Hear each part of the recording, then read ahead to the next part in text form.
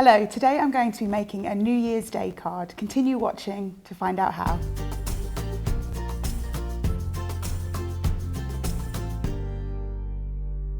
So for this card, what we're going to do is we're actually going to use an embossing folder, but use it almost like a stamp. So you're actually going to ink up the embossing folder.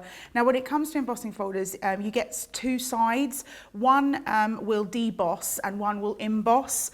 So obviously you want to use whichever side works for you for the project. But for this one, because we want to actually accentuate all the pieces of the embossing folder, we're going to use the one that embosses into the card, so the debossing.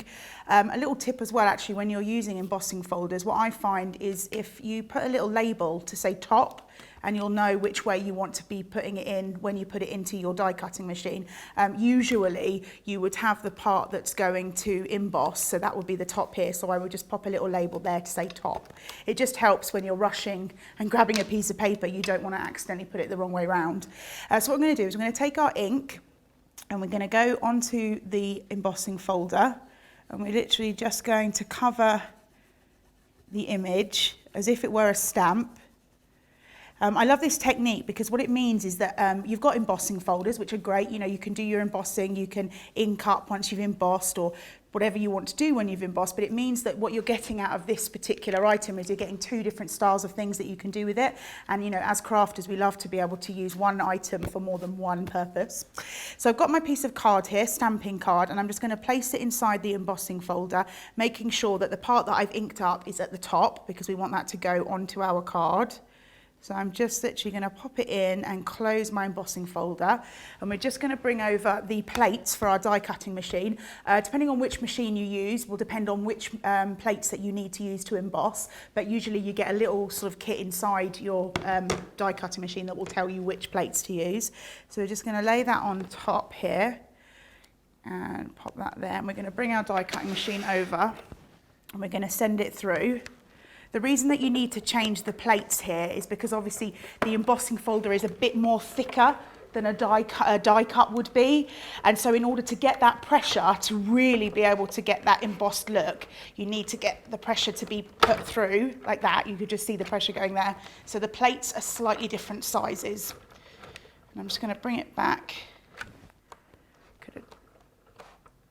There we go, just to make sure it's really gone through. And then we're just going to take our plates off. And what you'll see, once I take this, actually get that out of the way as well, is that what's happened is that not only have you got the image there, you've also created a stamped background, and actually it's pretty much taken all the ink, but if you just put a little wet wipe over that, that'll come off because it is plastic, it'll come off very easily. So what I've done is I've created an embossed look. You'll see from the back slightly better, but I've also created a stamp. There we go.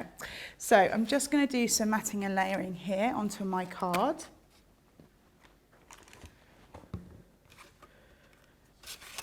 And this would work with most inks, you know, any inks that you like to use, whatever works for you, it would work. And I'm just going to pop some wet glue on the back just to adhere that to my mat and layer. When it comes to doing matting and layering, I personally like to do the mat and layer sort of a 1/4 inch wider than the previous piece. So for example, if you were doing something that a topper that was 4 inches, then I'd make the next one 4 1/4, and then 4 1/2 and 4 3/4, just to get sort of a nice border, but not too imposing because we want that topper to be the main focus. And then what we're going to do is we're going to take a die, like so here. Just going to move that card to one side for the minute, and remembering because we finished with our embossing plate, we're going to pop that to one side and bring our die cutting plate back in. That's important to do because you don't want to mark your embossing plate with the die, and obviously, as I said to you before, the pressure is what causes the image to be embossed. So the pressure is what causes the die cutting to do the actual cutting into the card. And so if you use the wrong plate, you can sometimes mark it. It's not the end of the world, don't worry too much, but it's just better to make sure you're using the right plates for the right job. So there we go, that should have done it fine. Just going to take this out. Another little tip as well, actually, just while we've got it here, is if you see here, now I haven't cut this very nicely, but if I cut it slightly better, I could have actually used the waste of that particular sentiment, and I could have popped that onto a card and had some pretty pattern paper or something at the back. So don't ever think that you know, anything is chuck-awayable. It's always salvageable. So we're just going to get these out like so. Whoop. Just the little bits of waste that we don't want, and I'm just going to pop that on there to try and release. Sometimes they hold on quite tightly, especially something that's quite thin like this, a thin sentiment. You could always use a pokey tool as well. And then what we're going to do is I've actually cut some other versions of the hello. Now what I'm going to do is I'm going to layer these up, and the reason is because the technique that I'm going to do is you want a slightly thicker sentiment. So I'm just going to layer these sentiments up. And what's quite nice, even if you're not going to do the technique in a minute that I'm going to show you, layering up sentiments always gives an extra sort of dimension to your cards.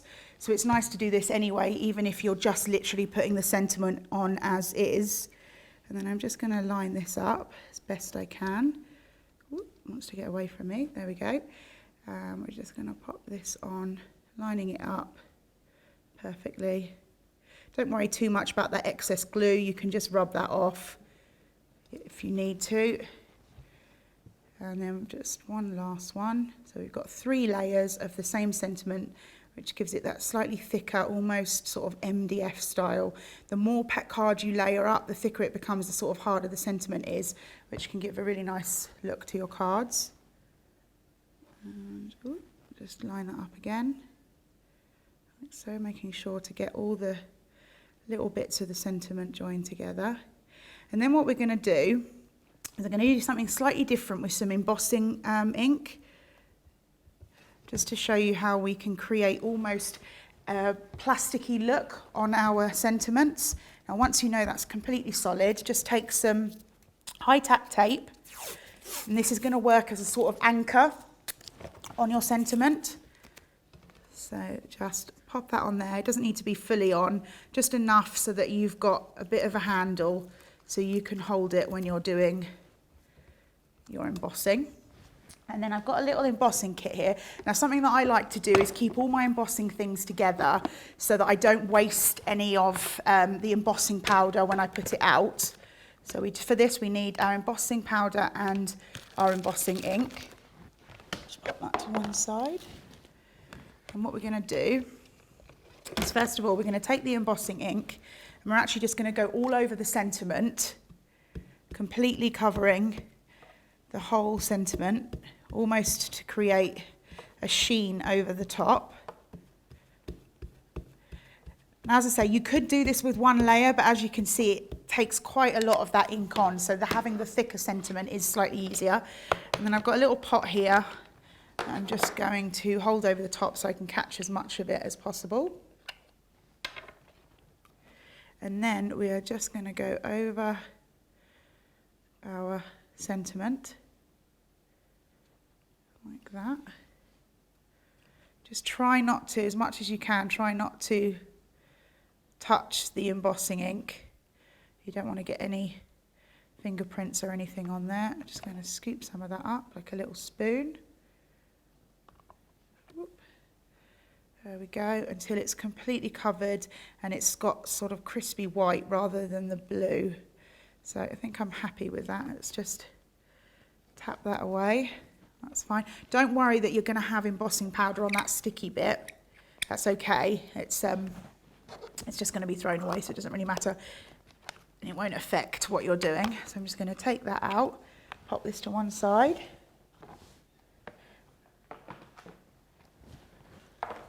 And what we're going to do now is we're going to get our heat gun on. Now, if you've never used a heat gun before, when you're doing embossing, you want to make sure that that gun is really hot, because the longer time you spend heat embossing, the longer it is that you might accidentally burn the paper, or your paper's going to start to warp, or things like that you don't want it to do. So as long as you keep it off while you're trying to heat, and you'll see when you start to hold the heat gun over the top of the whatever you have embossed, you'll see that it almost should turn straight away, and that embossing powder should start to sort of bubble away. If you're holding it over and it's really not doing anything, take it off let it heat up a little bit longer because that will work better for you. So we're just going to get that heated. And what you'll find that once it starts to go, it will work really quickly. You won't need to hold it for very long. But what I would recommend is if you are heat embossing, don't hold it onto your glass mat or your table or anything. Hold it slightly off so it doesn't have to try and heat what's underneath as well. So we're going to see, I think that's probably long enough. So I'm just going to hold it and I'll see straight away really if it's, yeah, already it's turning, it's going already. So that was long enough. So just use that as a little sort of, don't hold it too much, too close to the heat gun because it gets quite hot. But you'll see there that it starts to turn and starts to go almost plastic looking. Just going to turn it over and hold this side.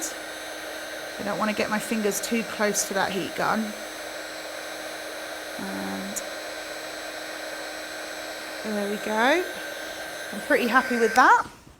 So what you'll see now is where before it was, see, let me bring in another one of the die cut sentiments. Not only has it sort of slightly changed the colour, which gives it a really cool kind of different look, but also what's happened is that it's gone slightly shiny, and to me that almost feels like it's plastic. So it almost looks like you're putting a plastic element on your card when really it's still just paper. So I'm going to leave that over there just for a second to dry off, and I'm going to finish my card here by putting it onto my card blank. Now, when I'm cutting things, I was saying to you about using this where we've cut out the sentiment. I was talking about using it as waste so that you could take that sentiment and use it for something else. What I also like to do when I'm cutting my matte and layers, usually you get a little slither of card that like you do nothing with and it maybe goes in the bin. I like to keep those and not only add a little bit of detail onto my card by putting it as a strip across, almost like a ribbon.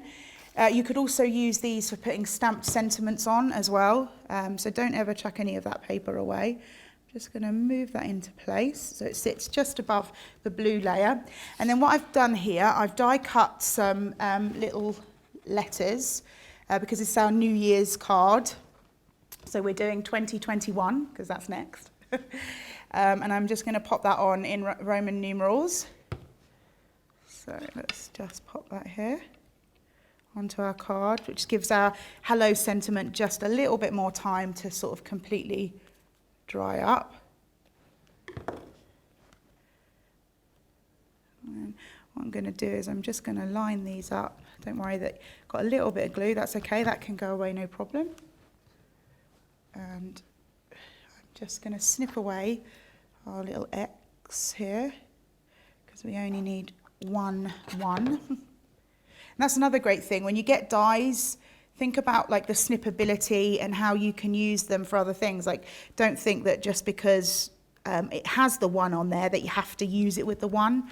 You can always snip those away. And then finally, we're just going to put our 2-1 on. So 21. There we go. And what I'm going to do now is I'm just going to peel this off. Gently peel it off because this is high tack tape. So it's going to want to hold on quite tightly, and especially since you've now got that sort of layer of embossed there. So just peel that off gently so you don't tear it. Get rid of that. And then I'm going to just, again, what's really great is it's become quite malleable, quite bendable because of that embossing as well. So I can just bend it back into shape. And I'm going to layer it onto my card with a little bit more of wet glue. There we go. Just a little bit of glue to hold that down, doesn't need a lot. And so what we've managed to do is we've managed to make the most out of one embossing folder. So we've made sort of the stamping with the embossing folder as well. I'm just going to turn that over to press it down. And we've also created a sort of plastic looking sentiment, which again then takes your sentiments into a new level. You could do that with all die cuts, which is great. And then I've just got a little bit of finishing here, just to add a little bit of detail with some drops. So you could do this with gems or sequins or anything like that, just to fill in that little bit of space, because I've done a slightly smaller matte layer, so I like to get this covered as well. There we go, they just take a few moments to dry. Don't touch it until they are dry, because you don't want to smudge if you are using something like that. And there we go. Thanks everyone for watching. Don't forget to like, comment and subscribe for more crafty tips and card inspiration.